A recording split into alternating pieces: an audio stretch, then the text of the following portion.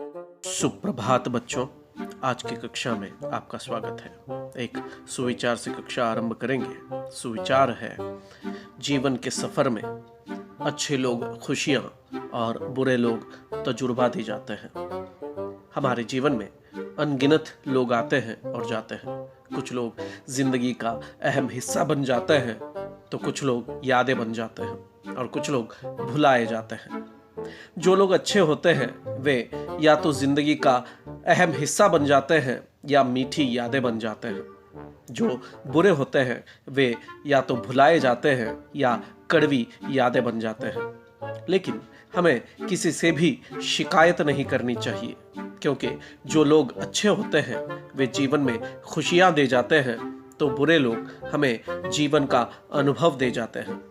इसलिए दोनों तरह के लोग हमारे लिए अहम होते हैं। हमें ज्यादातर लोग जो मिलते हैं वे हमारे पड़ोसी होते हैं। तो चलिए आज हम गोपाल चतुर्वेदी जी की रचना अच्छे पड़ोसी के गुण पाठ के द्वारा दूसरों को कैसे हम खुशियां प्रदान कर सकते हैं यह जानेंगे। यह एक व्यंग्य पाठ है। व्यंग्य अर्थात हंसी मजाक द्वारा गंभीर विचारों पर मंथन करना होता है। लेखक कहते हैं कि लेखक ने अपने जीवन में कई पड़ोस बदले हैं, लेकिन एक सच्चाई जो कभी नहीं बदली वह है पड़ोसियों के प्रति उनका दृष्टिकोण, जो स्नेहमय यानी कि प्यार भरा, उदार यानी कि दरियादिली और सहायतापूर्ण मददगार रहा है। लेखक को यकीन है कि उनके पड़ोसी के मन में भी उनके प्रति ऐसी ही भावनाएं होंगी। इसका उदाहरण देते हुए लेखक कहते हैं कि उनके एक पड़ोसी की पत्नी हमेशा बीमार रहती थी। जब भी वे उस पड़ोसी को देखते तो एक ही सवाल दागते कि आज भाभी जी का क्या हाल है, जबकि वे जानते थे कि भाभी जी के हालात में इतने जल्दी कोई सुधार नहीं होगा। यह सवाल बिल्कुल वैसे होता जैसे किसी काने से यह पूछा जाए, काना अर्थात जिसकी एक आंख नहीं होती, वह उसे यह पूछा जाए कि भाई तुम्हारी उस आंख में रोशनी आई क्या। पड़ोसी इस सवाल से झुंझला उठते और खुद ही आश्वस्त करते हुए कहते कि आपकी भाभी की सेहत सुधर रही है।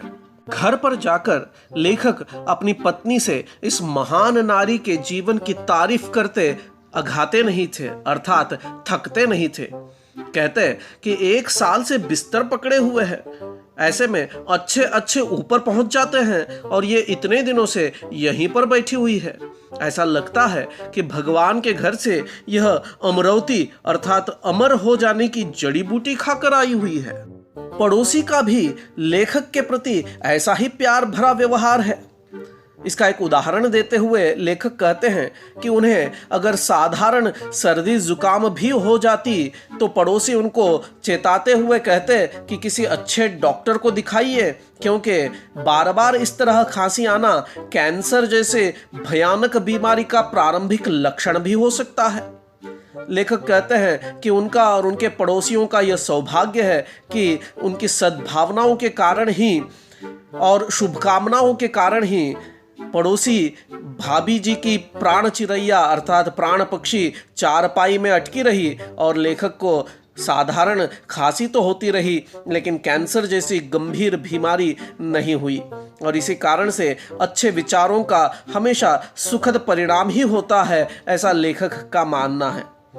अगर बात उदार दिल का करे अर्थात दरिया दिली का करे तो कहते हैं कि पड़ोसी के लिए लेखक का दिल दरिया है।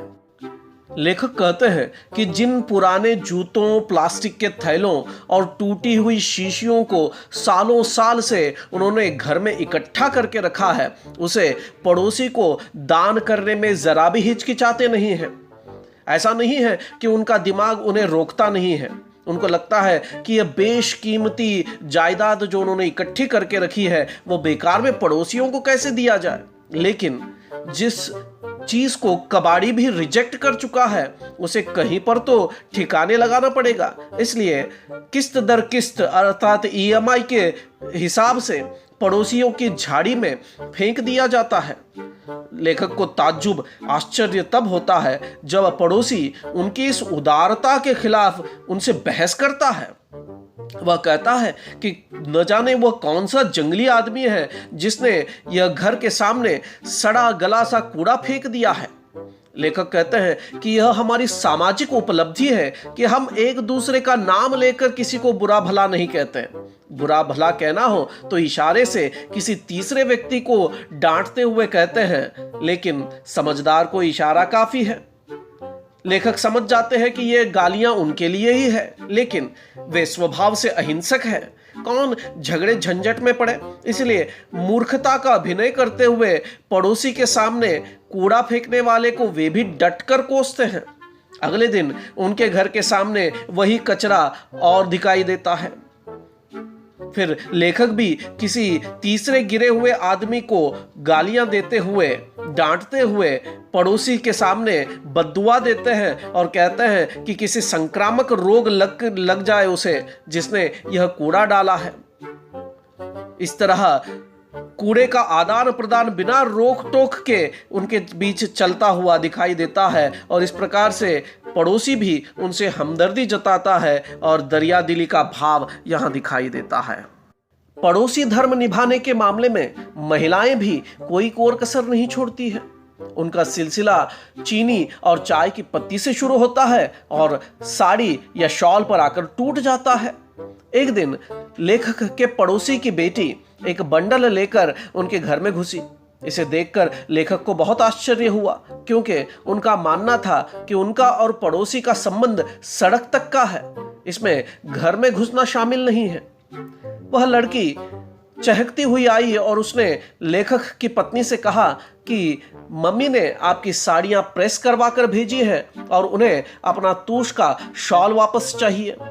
लेखक चकरा गए। उनका मानना है कि पुरुष तो कचरा आदान प्रदान कर रहे हैं, लेकिन यहाँ महिलाएं साड़ी और गजरा के आदान प्रदान कर रही हैं। लेखक शॉल तो जानते थे, लेकिन यह तूश क्या बला है यह नहीं जानते थे।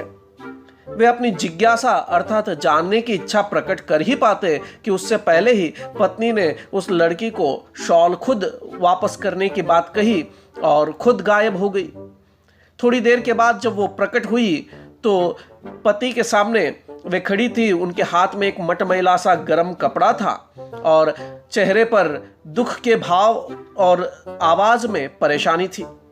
पता चला कि पड़ोसन से उधार लिए हुए शॉल पर चटनी के कुछ दाग लग गए हैं और लेखक को उसे ड्राई क्लीन करवाने की जिम्मेदारी दी गई है।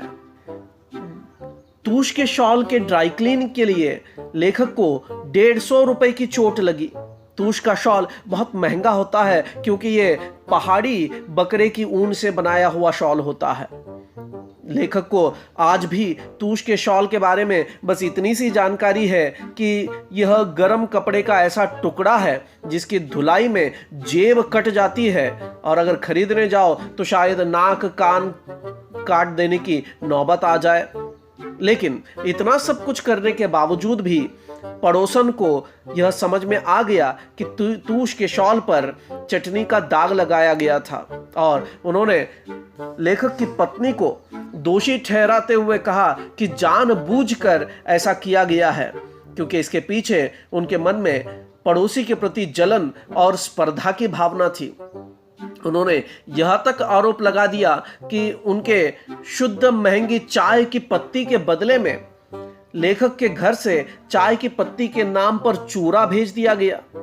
अव्वल दर्जे के प्याज के बदले में सड़े पिलपिले से प्याज दिए गए। इस तरह से तूश प्रकरण के बाद से लेखक और पड़ोसी के घरों में शीत युद्ध अर्थात कोल्ड वॉर चल रहा है और महिलाओं में बातचीत बिल्कुल बंद है। भले ही पत्नियों में शीत युद्ध चल रहा हो, लेकिन पुरुषों में पड़ोसी प्रेम में कोई परिवर्तन नहीं आया है। वे जरूरत पड़ने पर एक दूसरे की सहायता अवश्य कर देते हैं। लेखक को पता है कि केबल टीवी नई पीढ़ी के लिए बहुत नुकसानदेह है। इससे बच्चों पर दुष्प्रभाव यानी कि बुरा प्रभाव उनकी पढ़ाई पर तो पड़ता ही है, साथ में उनकी नज़र भी इससे कमज़ोर हो जाती है और इसी कारण से वे जब भी मौका मिलता अपने पड़ोसी की केबल का तार काट देते।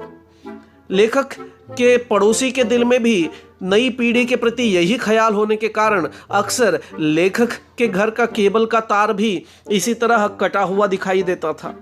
लेखक उन पड़ोसी के घर आने वाले मेहमानों का खर्चा भी बचाते थे, क्योंकि कई बार जब लोग पता पूछने आ जाते तो लेखक पड़ोसी के मेहमानों को गलत पता बताकर दिशा भ्रमित कर देते थे। लेकिन इस मामले में लेखक को अपने पड़ोसी से शिकायत है।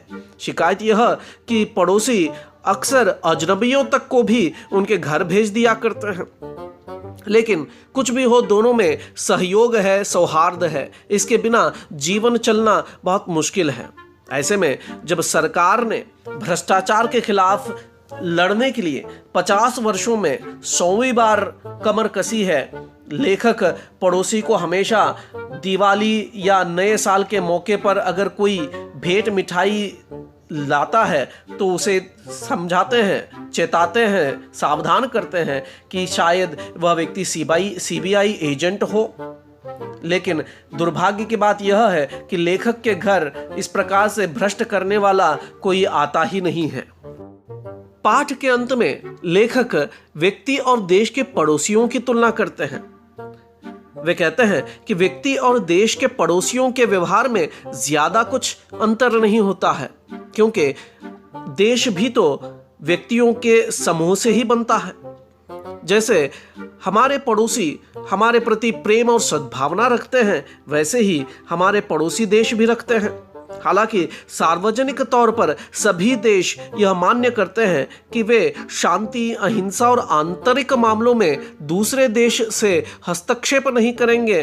फिर भी वे कभी कभार सीमा क्षेत्र में आतंकवादी गोलीबारी कर लेते हैं, जासूसों के द्वारा शहरों में बमबारी की योजनाएं बना लेते हैं, क्योंकि थोड़ी बहुत आतिशबाजी तो होती ही रहनी चाहिए। यूं भी हर कोई ये जानने की इच्छा रखता है कि दूसरा कौन सी दाल खाता है। लेखक कहते हैं कि उनकी तो एक ही इच्छा है, उनका पड़ोसी के प्रति इतना गहरा लगाव है तो पड़ोसी को भी अपने व्यवहार में कुछ सुधार लाना चाहिए, क्योंकि ताली कभी एक हाथ से नहीं बजती है। दोनों को हिल मिलकर अमन चैन से रहना चाहिए। पूरे पाठ को देखने के बाद हमें यह पता ही नहीं चलता कि लेखक ने अच्छे पड़ोसी के गुण कहाँ बताए हैं, लेकिन यह एक व्यंग्य शैली वाला पाठ है। लेखक ने व्यंग्य शैली के द्वारा ही अच्छे पड़ोसी के गुणों के बारे में बताया है। उनका कहना है कि कूड़े कचरे, झगड़े, असहयोग आदि के आदान प्रदान न करके एक दूसरे की कठिनाइयों में सहायता करते हुए प्रेम पूर्वक रहना ही अच्छे पड़ोसी के गुण हैं, तथा मानवता के भाव से भरे सहयोग, सौहार्द एवं सहकारिता पूर्ण जीवन जीना ही एक अच्छे पड़ोसी के गुण होने चाहिए, अच्छे पड़ोसी का लक्षण होना चाहिए। आशा है कि आपको पाठ समझ में आया होगा। धन्यवाद।